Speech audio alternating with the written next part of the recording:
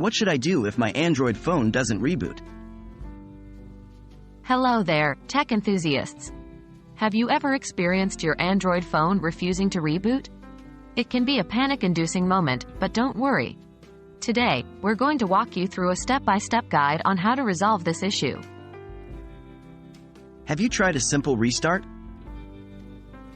Before we dive deep into the troubleshooting steps, let's start with the basics. The simplest solution to many tech issues is to perform a simple restart. Hold the power button for a few seconds and select the Restart option. If your phone doesn't respond, move on to the next step. Is your battery adequately charged? A dead battery might be the reason your phone isn't rebooting. Connect your phone to a power source and leave it charging for about 15 to 30 minutes.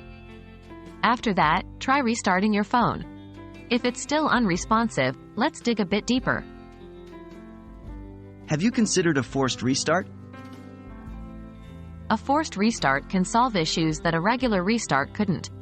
To do a forced restart, press and hold the power button and volume down button simultaneously for about 10 to 15 seconds. This should cause your phone to restart. If this doesn't work, let's move on to the next step. What about booting in safe mode? Booting your Android phone in safe mode can help identify if a third-party app is causing the issue.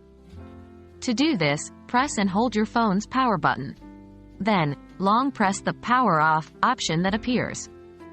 You'll see an option to reboot in safe mode. Tap OK. If your phone successfully reboots in safe mode, the issue might be with a third-party app. Are you ready for a factory reset? If all else fails, you might need to consider a factory reset. Remember, this will erase all the data on your phone, so it's best to have a backup. To do a factory reset, turn off your phone, then hold the volume up button and the power button together until the Android logo appears. Navigate using the volume keys and select Wipe Data, Factory Reset. Confirm your decision and wait for the process to complete.